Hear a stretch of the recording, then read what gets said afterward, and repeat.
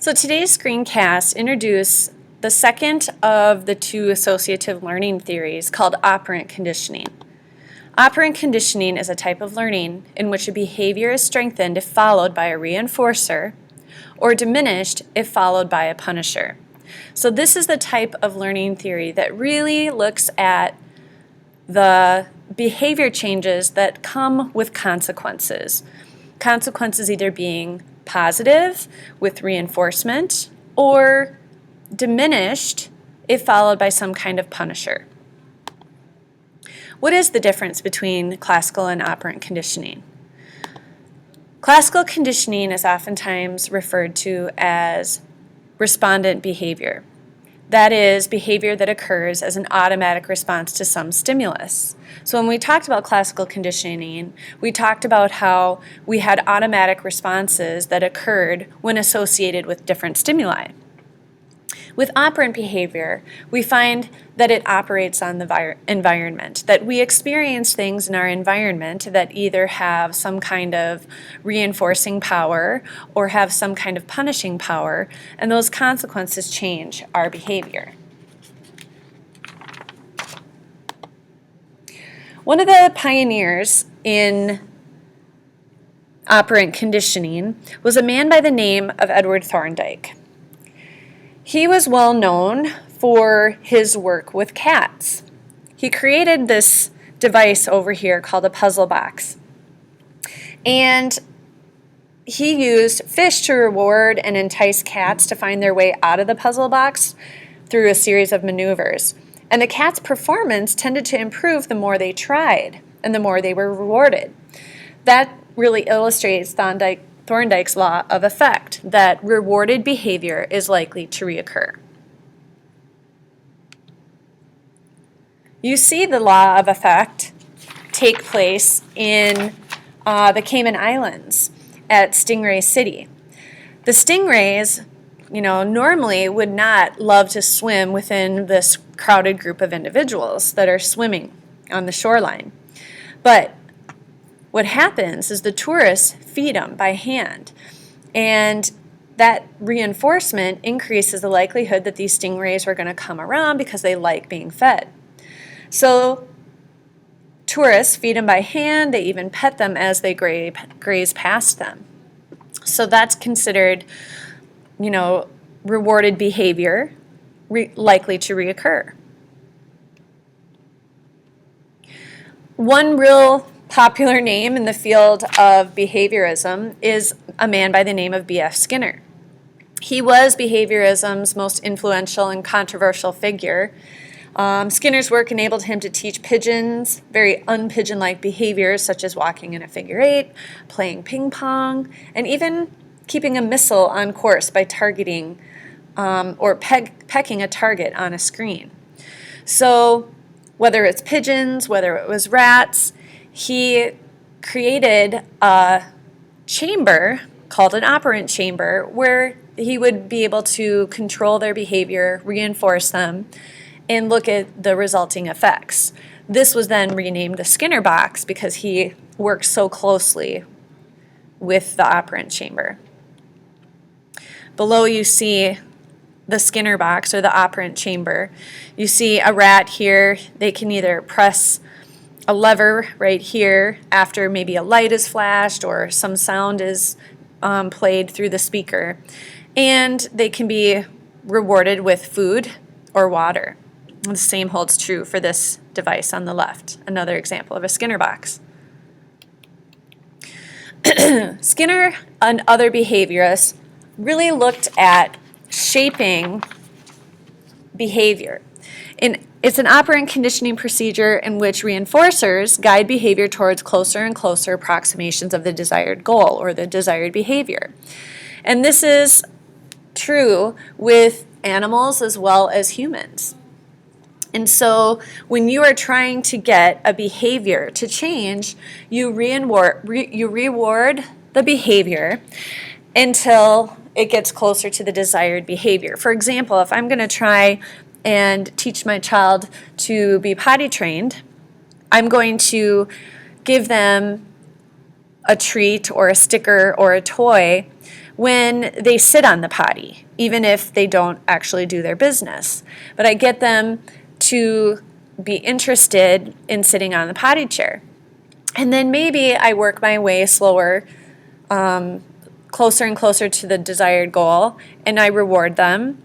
But what happens is when they reach a milestone, I might stop rewarding the behavior until they move on to the next milestone. So maybe at first I shape their behavior by rewarding them just for sitting on the potty.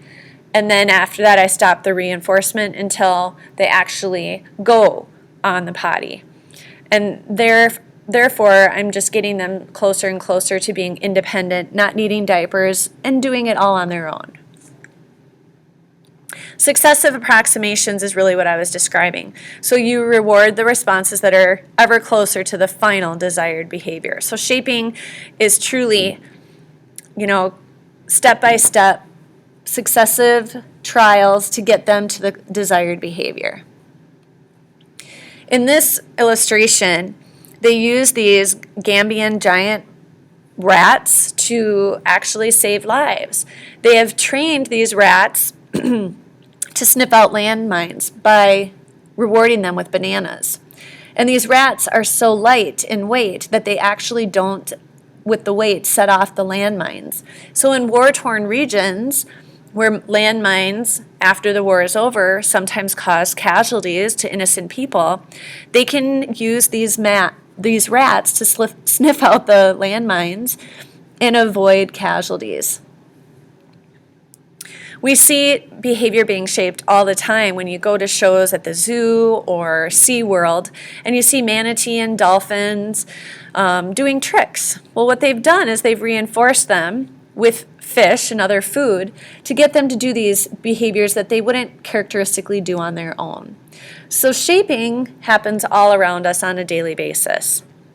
Well, let's break it down even further. Let's look at reinforcement. What is it?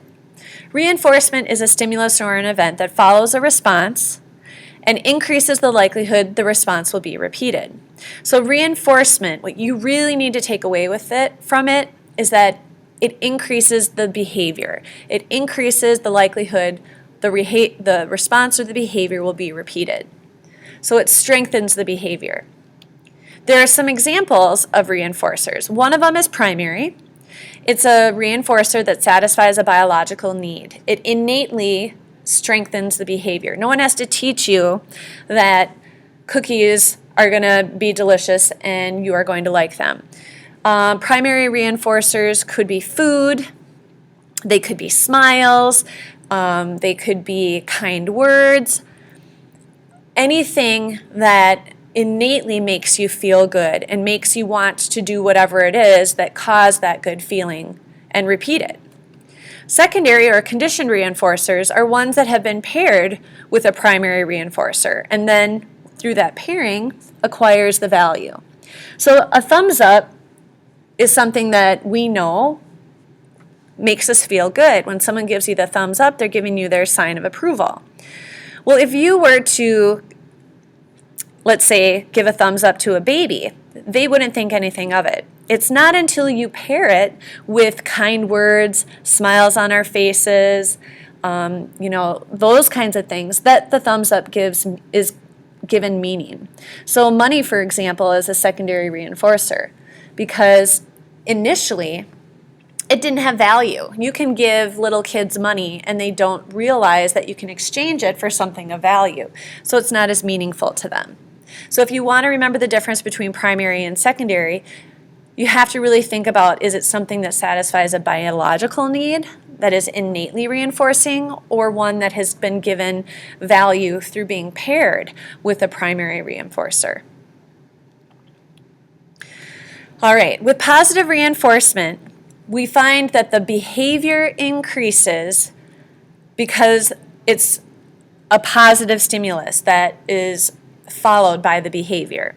So if you're positively reinforced, it's likely that you're going to do the behavior again because you like what was added, what was given to you or what was said. and that strengthens the behavior. So positive reinforcers, when you see the word positive, you want to think math. You want to think additive value. What is added that strengthens the likelihood you're going to do it again? So positive reinforcers can be gold stars, they can be, well done, it can be money, it can be privileges, going shopping, all kinds of things that we enjoy, that we like, that strengthen the likelihood the behavior will be repeated. Negative reinforcers are oftentimes misunderstood. Negative reinforcers also strengthen the likelihood the behavior will be repeated, because that's what a reinforcer does, but it's reinforced or strengthened because you're taking away an aversive stimulus. An aversive stimulus is something that's unpleasant. So when you see the word negative, sometimes people make the mistake of thinking bad, but that's not the case. Negative means you're taking something away, and it actually makes you happy when that bad thing has been taken away. So there's a picture of a seatbelt here. For example, in the newer models of cars, if you don't put your seatbelt on when you get in the vehicle, you'll find that annoying buzzing or beeping sound will play. And we negatively reinforce the behavior of buckling our seatbelt by getting rid of the aversive beeping noise, the aversive stimulus. So another example of negative reinforcement might be when you have a headache. You take aspirin or ibuprofen or Tylenol to get rid of the headache.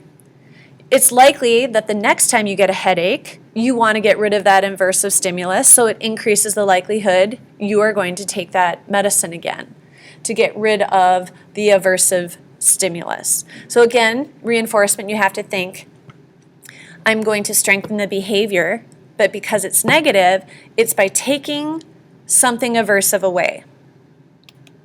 The next one is punishment. Punishment is when an unpleasant consequence decreases the likelihood the behavior will be repeated. Because we don't like the unpleasant consequence, we are more likely to decrease the behavior that produced that unpleasant consequence. Spanking is a good example. Now, when we look at positive punishment, you have to think math again. You have to think they're adding something aversive that we don't like, that decreases the likelihood we'll do the behavior again because we didn't like how it made us feel. So positive punishment is like when someone is spanked, or in the illustration below, an officer might give you a ticket for speeding. That's an example of positive punishment because they're adding something aversive, a fine, something on your record that doesn't go over well. And that decreases the likelihood that you will maybe speed, if that's what produced the punishment to begin with. With negative punishment, you're actually withdrawing a desirable stimulus to decrease the likelihood the behavior will be repeated. So if you're punishing the behavior by taking something away that you enjoy, that's what negative punishment is. Again, it's decreasing the behavior by taking away something that you enjoy. So maybe it's negative punishment would be getting your phone taken away. Maybe it's time with friends. Any kind of punishment where you're taking away something that you enjoy, that would be an example of negative punishment.